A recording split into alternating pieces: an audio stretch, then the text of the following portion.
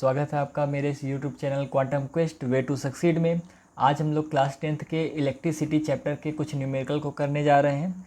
तो जैसा कि आपको स्क्रीन पे आपको क्वेश्चन दिखेंगे और मैं उसका सोल्यूशन करूंगा, तो आप इसको भी आप नोट करते जाइएगा। आपको नीचे क्वेश्चन दिख रहा होगा। पहला क्वेश्चन पढ़ते हैं।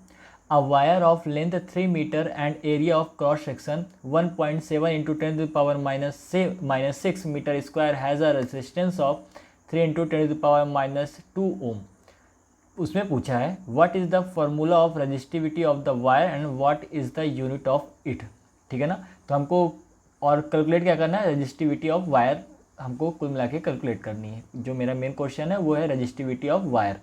तो सबसे पहले करने का तरीका क्या होता है, क्वेश्चन हम लोग कर लेते हैं। पहला क्वेश्चन था आपका। पहला क्वेश्चन में सबसे पहले आपको क्या करना है, आपको लिखना है कि गिवन क्या क्या है। ठीक है ना। आपको ये पता होना चाहिए कि गिवन क्या क्या डाटा दिया हुआ है। इसके बाद हम लोग क्वेश्चन को शुरू करेंगे। ठीक है ना। तो गिवन डाटा में क्या दिया हुआ है, लेंथ ऑफ वायर दी हुई है। लेंथ ऑफ वायर कितनी दी हुई है, एल दिया हुआ है। लेंथ ऑफ वायर वो दी हुई है 3 मीटर की। इसके बाद क्या दिया हुआ है, इसके बाद क्रॉस सेक्शन एरिया दिया हुआ है। ए इक्वल टू दिया हुआ है आपका 1.7 इंटू 10⁻⁻6 मीटर स्क्वायर।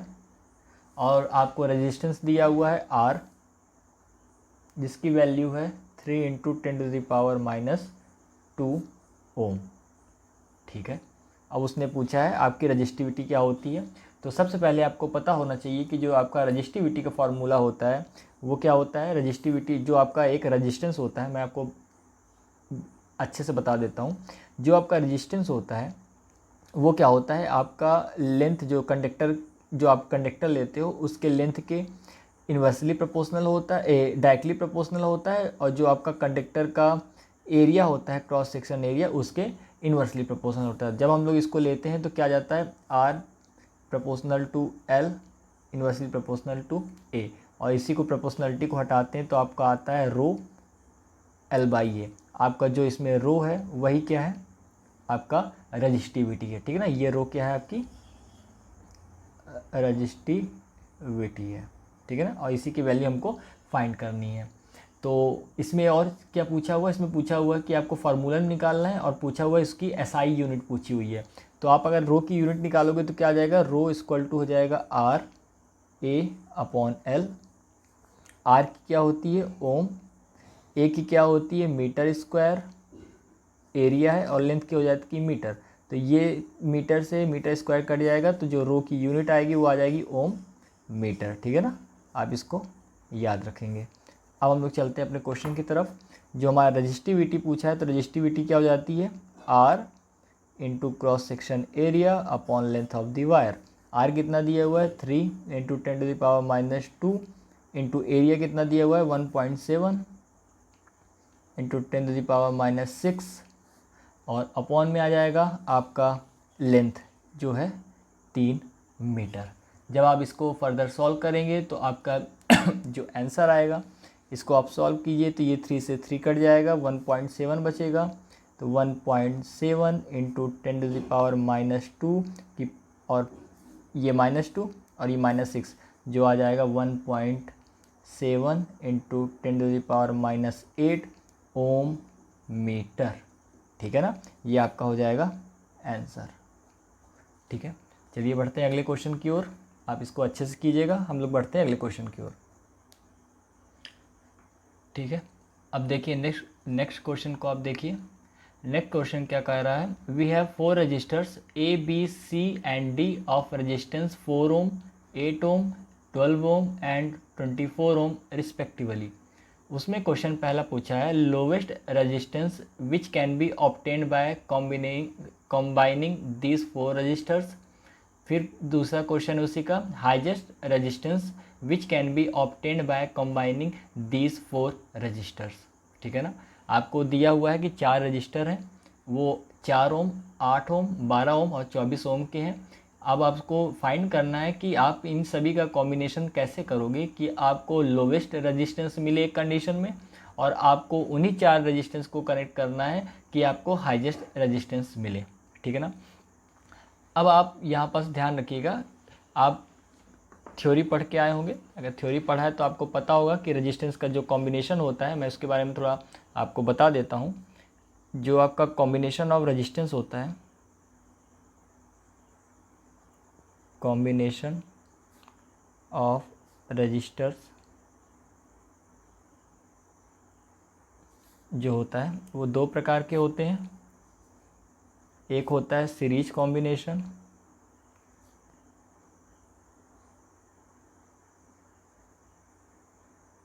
और आपका एक दूसरा होता है पैरेलल कॉम्बिनेशन।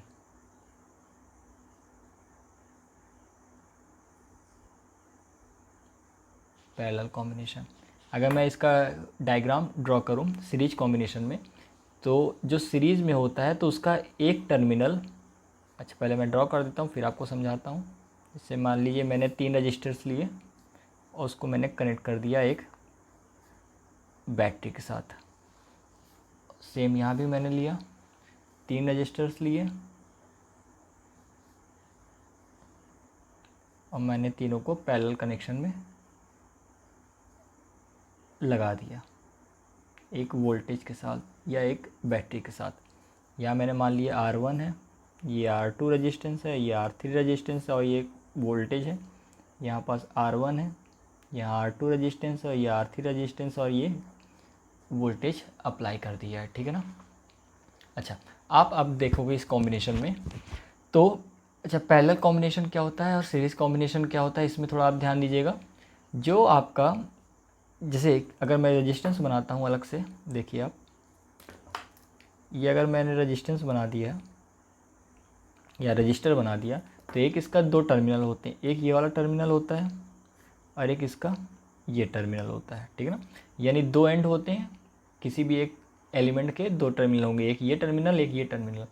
अगर ये टर्मिनल पहले रेजिस्टेंस का सेकेंड टर्मिनल दूसरे रेजिस्टेंस के पहले टर्मिनल से जुड़ा हो तो उसे क्या कहा जाता है, सीरीज कॉम्बिनेशन।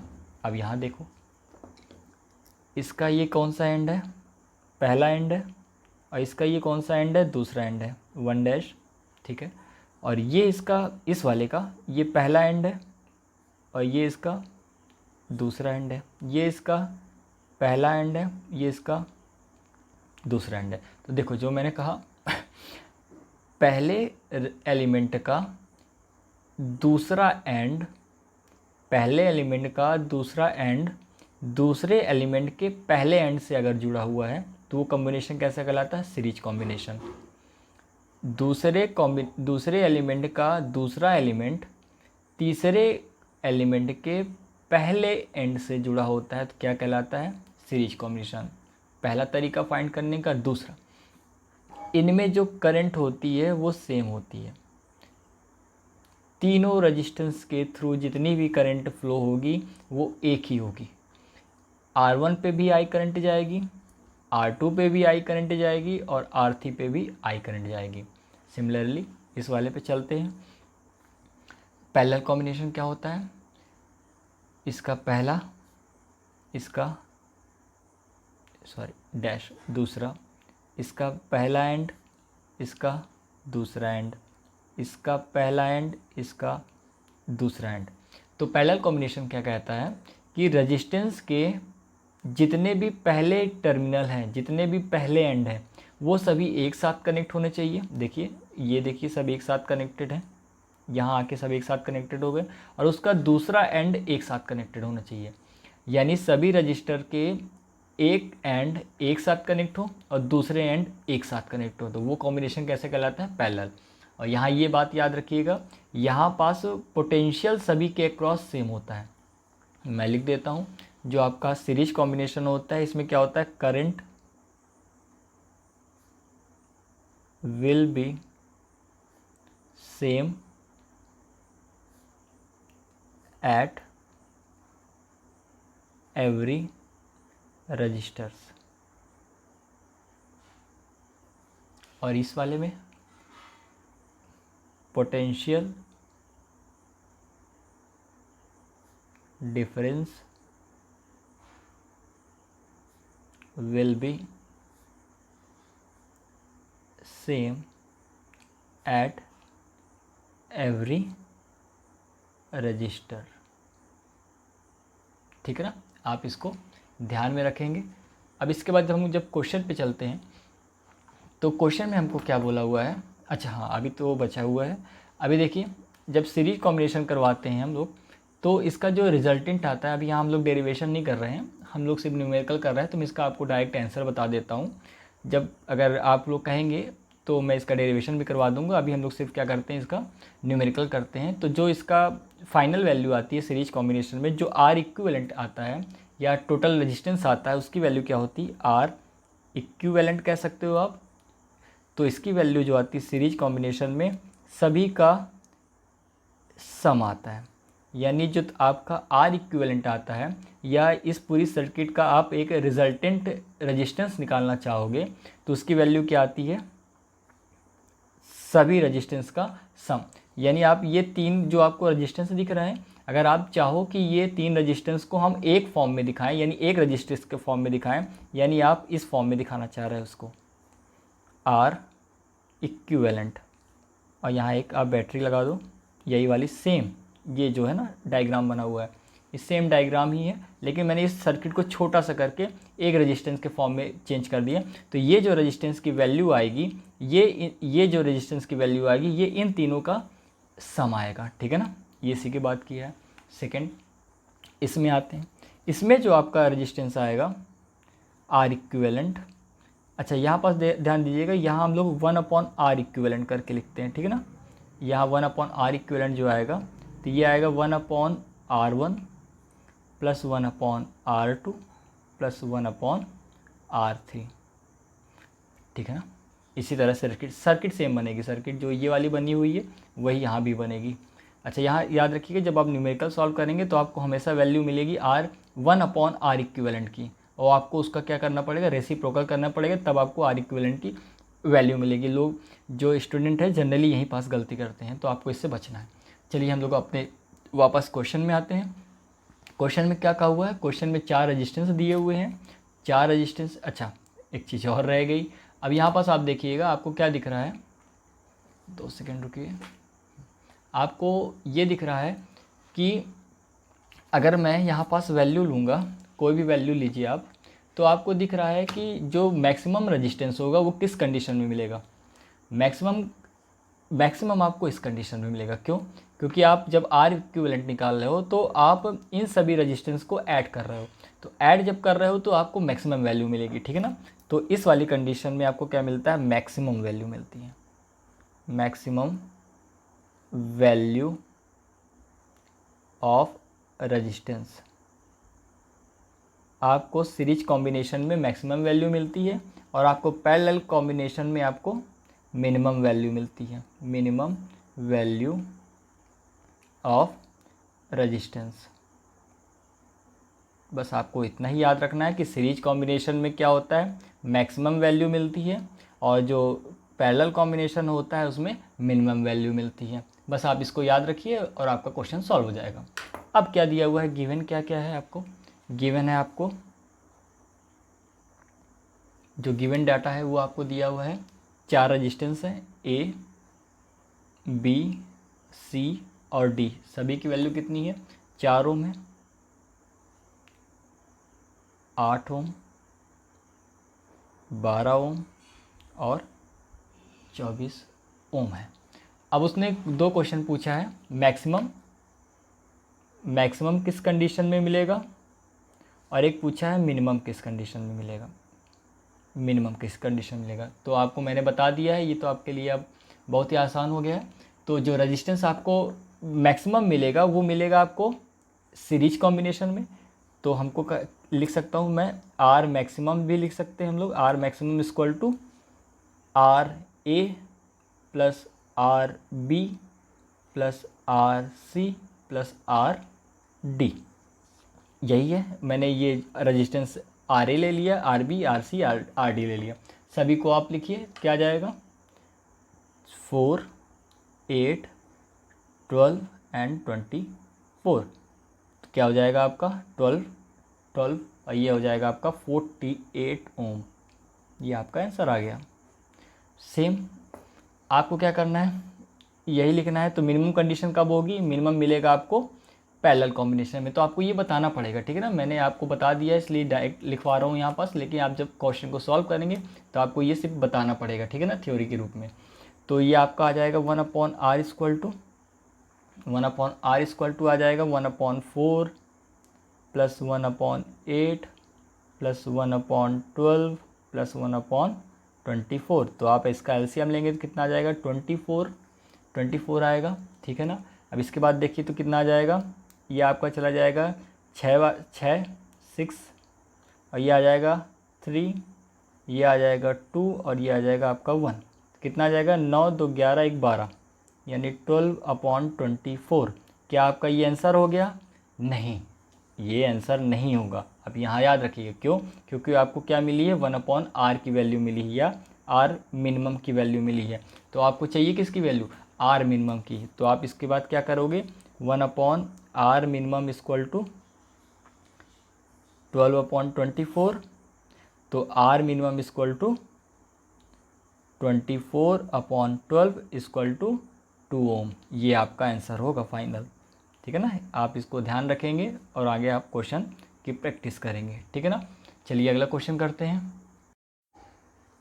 चलिए अगले क्वेश्चन को देखते हैं, क्वेश्चन नंबर 3। देखिए क्वेश्चन नंबर 3 क्या कह रहा है, क्वेश्चन नंबर आप रीड करो।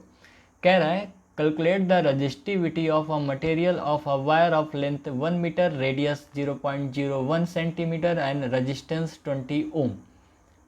ठीक है, वही क्वेश्चन है। एक आध क्वेश्चन और करवा देता हूँ रजिस्टिविटी के ऊपर। तो क्या कह रहा है, वो कह रहा है कि आपको जो एक मटेरियल है उसकी आपको रजिस्टिविटी फाइंड करनी है। अच्छा, रजिस्टिविटी क्या होती है? रजिस्टिविटी आपकी एक मटेरियल का एक प्रॉपर्टी होती है जो ये बताती है कि वो मटेरियल कितने रजिस्टेंस को कैरी कर रहा है, ठीक है ना, या वो किस तरह से आपको चार्ज जो फ्लो हो रहा है उस पर कितना ऑब्स्ट्रक्शन पैदा कर रहा है, ठीक है ना। तो हम लोग बात करते हैं जो गिवन मटेरियल है। तो हमको जो लेंथ दी हुई है, लेंथ दी हुई है 1 मीटर, जो आपको क्रॉस सेक्शन, अच्छा यहाँ एरिया दिया हुआ है, एरिया नहीं, रेडियस दिया हुआ है। तो रेडियस कितना है, 0.01 मीटर एंड रेसिस्टेंस दिया हुआ है R इक्वल टू 20 ओम्स, ठीक है ना, ओम्स दिया हुआ है। अच्छा, अब यहाँ पास थोड़ा आप देखेंगे कि जो आपका रजिस्टिविटी का फॉर्मूला आता है तो वो क्या आता है, rho equal to R A upon L, resistance into area upon length. तो यहाँ पर सर लेंथ तो ठीक है, चेक, R ठीक है, चेक है, लेकिन ये एक ही जगह हमको R दिख रहा है। तो R कब आता है, R तब आता है जब हमारे पास कोई सर्कुलर चीज़ होती है, ठीक है ना, रेडियस होता है। तो आपको पता होना चाहिए कि रेडियस है तो सर्कल होगी, और सर्कल है तो सर्कल का क्या होगा, एरिया होगा। तो एरिया का फॉर्मूला आपको पता होना चाहिए, क्या होता है, पाई आर स्क्वायर। तो एरिया इक्वल टू हो जाएगा पाई आर स्क्वायर। बस निकालो आप, तो निकालोगे तो क्या आ जाएगा, 3.14 आप कर सकते हो, डायरेक्ट कर सकते हो, या आप ठीक है डायरेक्ट ले लेते हैं 3.14 इंटू रेडियस है। अच्छा, यहाँ ये याद रखिएगा कि जब आपको मीटर में दिया हो और आपको, अच्छा यहाँ पास आपका मीटर में नहीं, सेंटीमीटर में, ये सेंटीमीटर में है, और जब आपको ये सेंटीमीटर में दिया हो तो आपको किस में कन्वर्ट करना है, स्टैंडर्ड फॉर्म में कन्वर्ट करना है। तो स्टैंडर्ड फॉर्म इसमें क्या होगा, मीटर होगा, ठीक है ना। तो इसको आप कन्वर्ट करेंगे, मीटर में कन्वर्ट करेंगे तो मैं डायरेक्ट लिख सकता हूँ यहाँ पास। तो ये आ जाएगा 10 टू द पावर, क्या आ जाएगा, 10 टू द पावर -4 का स्क्वायर आएगा, ठीक है ना। आई होप कि आपको इसका सॉल्व करते बन जाएगा। जब आप इसको फर्दर सॉल्व करेंगे तो क्या आ जाएगा, 3.14 इंटू 10 टू द पावर -8, ये आपका आ जाएगा मीटर स्क्वायर एरिया। बस, अब कुछ नहीं है, सिंपल रखो आप, R इक्वल टू 20, ए आएगा 3.14 into 10 to the power -8 upon length है 1 मीटर, आ गया।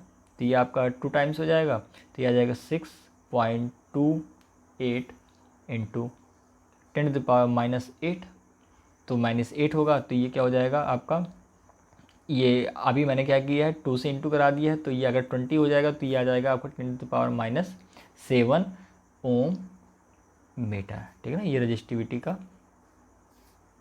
टोटल आंसर आ गया। आप इस पे प्रैक्टिस करो अच्छे से, क्योंकि आपके बोर्ड में इस चैप्टर से अच्छे खासे न्यूमेरिकल बनते हैं, तो आपके वो गलत नहीं होने चाहिए। ठीक है, आपको कैसी लगी क्लास कमेंट में ज़रूर बताइएगा, और इसके बाद हम लोग फिर और भी अच्छे अच्छे क्वेश्चन इसके करेंगे। ठीक है ना, ओके, थैंक यू।